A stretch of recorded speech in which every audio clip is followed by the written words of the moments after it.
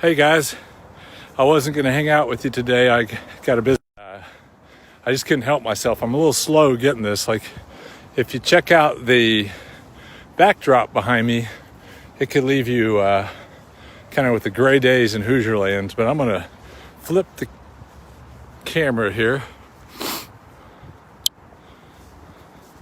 Look at that mess. Look at that. This is Central Indiana in December. Can you imagine? Can you imagine the glory of our God? The glory of our God. I've talked about this on a few times in the past. The glory of our God was the representation of God in the physical realm to physical beings through something that was quasi-physical, quasi meaning sort of physical, and it would have been maybe the smoke that was there, or the fire, or the glow. There's a fire that was representing the burning bush, which is not really physical. The fire itself isn't really physical. You can't grab it, but you can absorb it with your senses.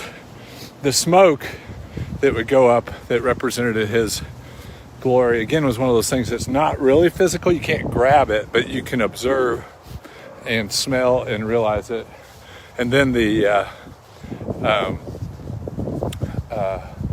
just the glow of his glory, again, is something that's not attainable with your hands. And so the glory of God was what led the nation of Israel out of the captivity, the bondage, the slavery they were in, and towards the place of freedom, which they rejected.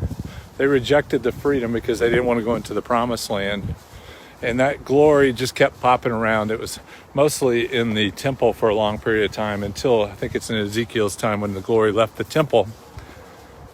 Then the glory showed up at the Christmas time with the baby in the manger, and the glory of God walked among us for 33 years or so. But that glory of God again left humanity when he ascended on high, and that glory came back at the Pentecost celebration, and it shone on top of all of the believers as what the Bible describes as tongues of flames or tongues of fire.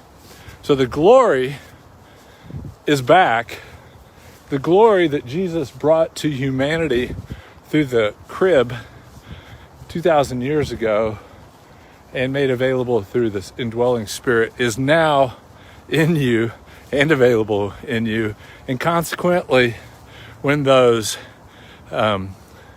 beautiful skylines go away to just ordinary ones, and when the ordinary days consume your days for maybe months or years, the glory's still there.